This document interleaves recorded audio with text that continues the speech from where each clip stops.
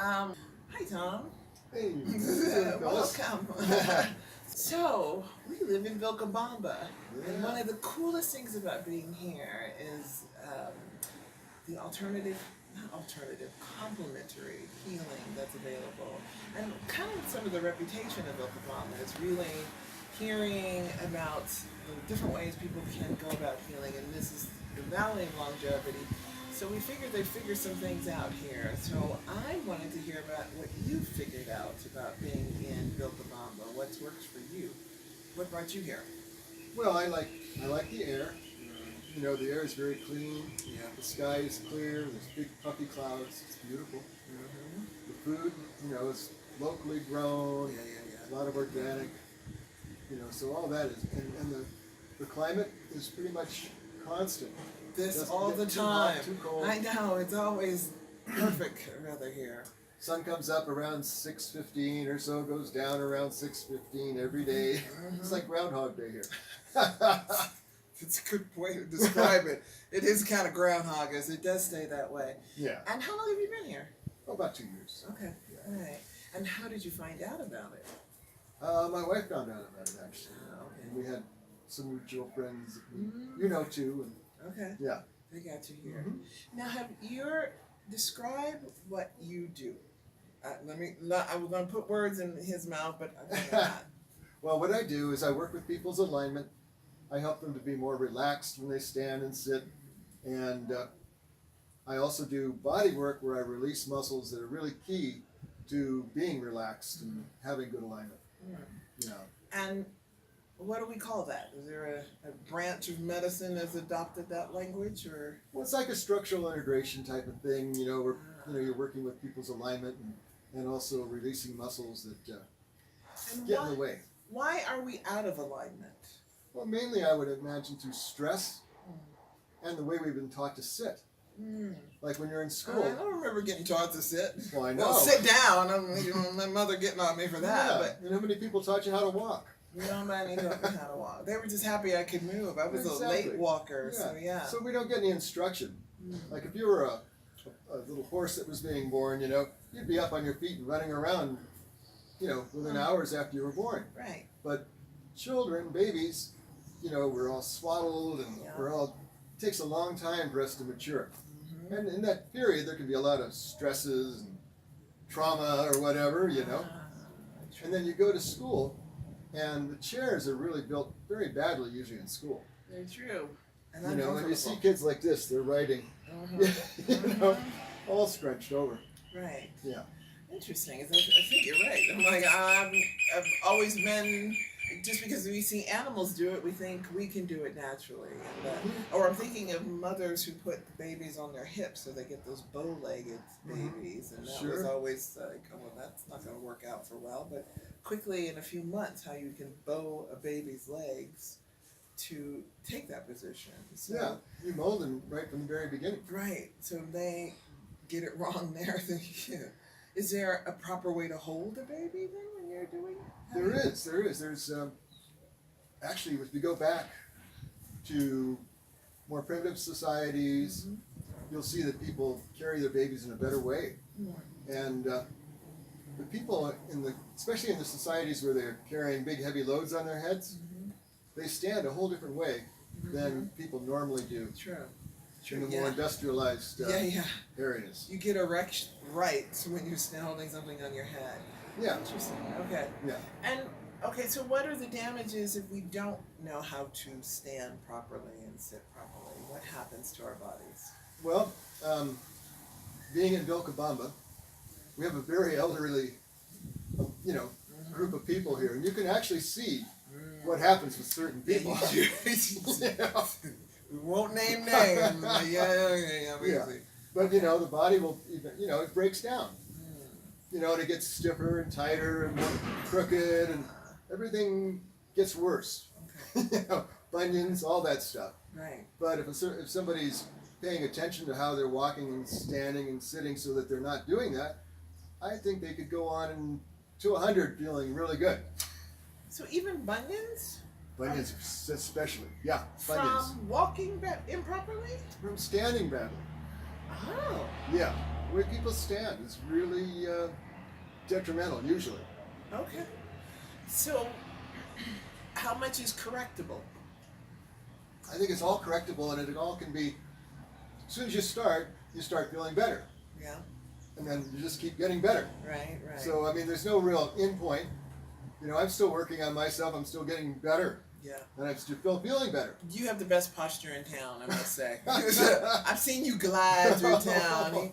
He teaches a walk step that is more of a, I call it like moving like a hovercraft. You're just kind of gliding along. Your head's not doing this. It's just moving along very gently. And Yeah. you can see it from a distance. I'm like, that's Tom's glide. You can see how you move. Okay, and how long does it take to learn? And because when you're thinking about it, I'm 59 and I love remembering Uh-huh. to walk properly. Uh-huh. But it'll take me a minute to go, oh, Sure. right. And usually I'm waiting till something hurts and then Mhm. let me readjust myself. Mm-hmm. So on average, is there, months of practice or 7 days of doing it and you're there? Well, the good news is that it's a lifelong pursuit. Yeah, okay. That's just good news. You can never be bored again, Yeah. because you can always, Yeah. Straighten remember, up, right? when you feel better. You know, Right. when you straighten up, or when you get your alignment more relaxed, you feel better. Cool. Everything works better. So we have people coming down to visit us and optimizing your life. And my whole point of optimizing life is to the physical, the emotional, the mental, all of the areas that we can apply intelligent learning, conscious living is the goal of optimized life. So in a week, we want to have people come to you and just relax and straighten them up, straighten them up, and can in a week period of time, what can you expect for someone if you spend a couple of days with someone and a couple of treatments with someone? Are we able to? It's learning, but is it? You also do what called manipulation and working out tense muscles. It's not really. It is massage, but it's very intelligent massage. It's very specific about let's work out a problem. He finds muscle pains I'd never had before. Didn't know I had the muscle, let alone the pain there. So that was the part that was interesting to me, is like how we can find the problem and fix it, and that it's not just straighten and walk right, but work on the problem versus just a general massage. So why is that so much different than a massage? Well, I call it body work instead of massage, Okay. because I'm actually really working with the body to realign it, to help it be more relaxed. And most of the time, when people feel like, for instance, the muscle of the psoas has been relaxed, and they're amazed at how much different they feel and how much lighter their body is. It really, if they take it and go with it, it'll change their life for the better. Right. Yeah. Oh, yeah. I mean, you've got to apply it. You've got to keep working with it. It's not a one-time you're fixed. It's like, no, you've got to really start to pay attention and learn, and you get to level after level. And as you relax, you get to a point where you can relax more. You can get more intelligent about your body, and then you relax more, and then new doors open, and it's a progression. Right. It wasn't until really some tightness was removed that I felt my whole body shift. It was like, oh, I didn't know that was a problem for me when I was stiff. I was like, it was just a movement I never expected. And then now when I had some freedom and relaxation, I was like, oh, I can move my head and neck a little more and better. So that was a surprise to me. And then I know the reason why I get tight. It's this posture that we're in. Mm-hmm. And I remember reading a story in Japan about children being born with their thumbs now turning at a different angle so they're more adjusted to using cell phones. So I'm seeing the evolution of our bodies in 2 generations of seeing changes in our body. So we're adapting to the environments that we're in. But I've also, as 39 is the first time I had blackberry thumb, and my thumb would get stuck in a position, and it was awful. I mean, I'd wake up and it'd be throbbing, so I'd yank it into place, but I'm like, I haven't evolved yet, so it's just me adjusting my body to that and having to work around that. So are you finding more young people with arch back support issues, or is it all over? It goes all over, all people. And it's like with the phone, like a simple, we'll call it like a body hack or whatever, is a lot of people have their phone down here and they're looking at it. Right. Well, that's going to hurt their neck. Sure. But if you hold it up here, Right. your head is straight and you can look straight at it. You can rest your arm and, Right. but so much, people all look like they're prisoners or something. They're all Hunched you know, over. hunched Right. over. Right. And I see a hunch right there. Well, that's good. But the good news is that you can do everything that you're doing now, do as much of whatever you're doing, but you just learn how to do it in a better way. You just change the simple alignment and it's going to work. It's not going to be detrimental, it'll be actually strengthening it. Right. All right. So one of our hacks is that we can hold our phone up, Yeah. protect our neck, because we're straining here and we're not even realizing how much we're straining. And I bet you can just walk into a mall and see everybody just leaned over in that position. Totally. That's in that. Okay. What other things should we pay attention to? Well, like I was saying, standing is so important. Right.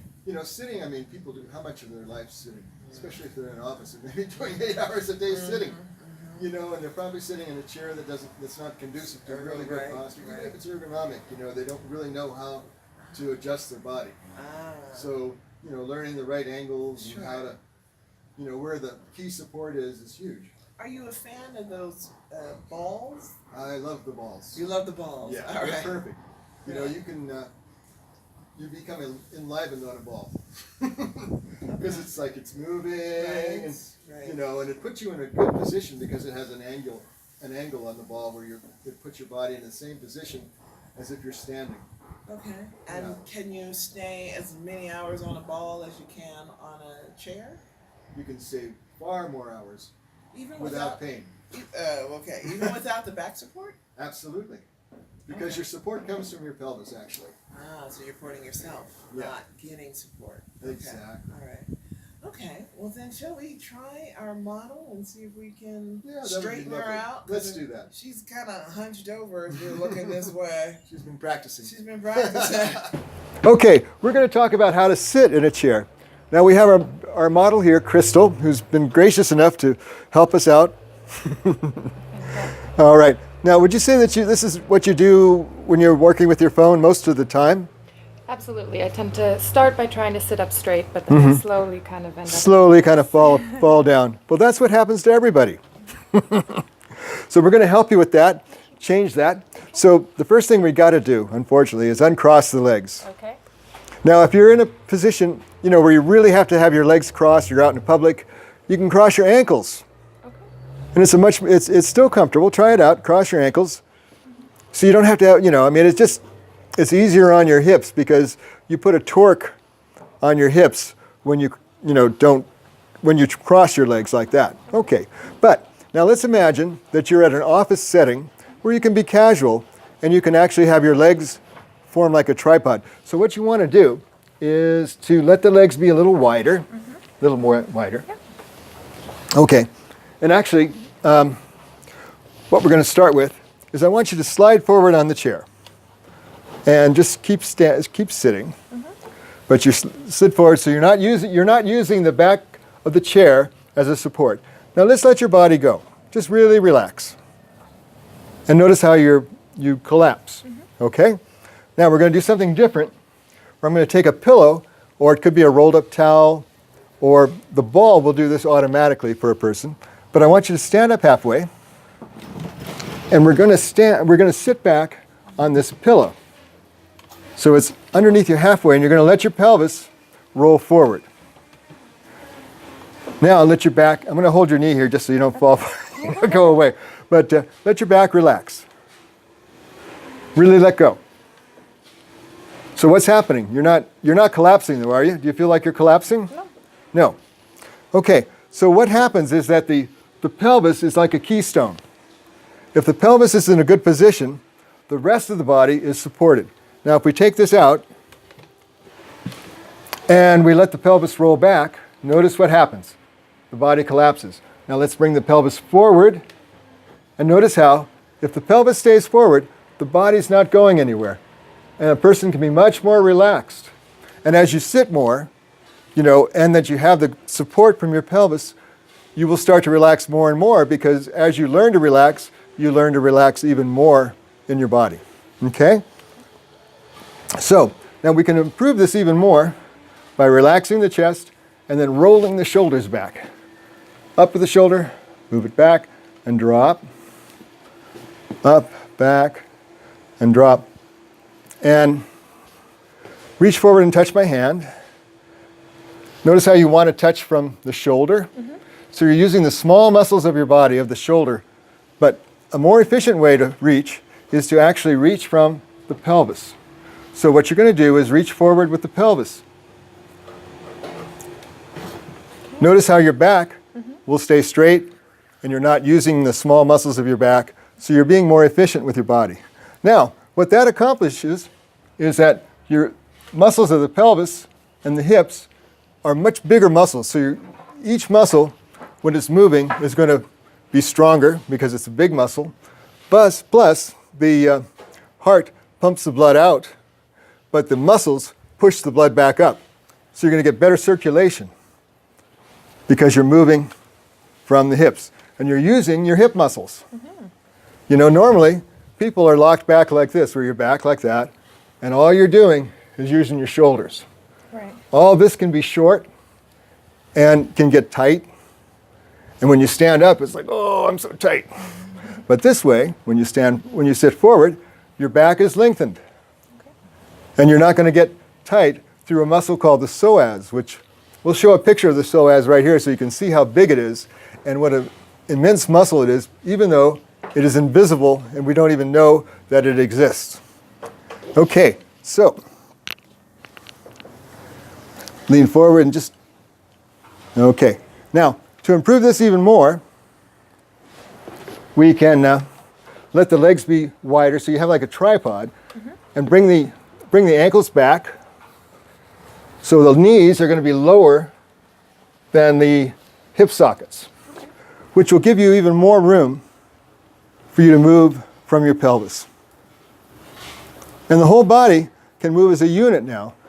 So it's like this is all one piece and it's all extended. Versus, when you're back like this and it's just from the upper body. Now, the other benefit is that you can also dance in this position. You can rock back and forth, bound around. So it's a much better way to sit. Okay, cool. All right. Optimize your life this fall in the Valley of Longevity. Reserve your space in the only customized healing travel experience of its kind. Our human development team bring you the best in bioresonance health technologies and traditional plant medicines. No diet, boot camps, or long lectures. Create your own healing path with our wellness facilitators for your best life ever.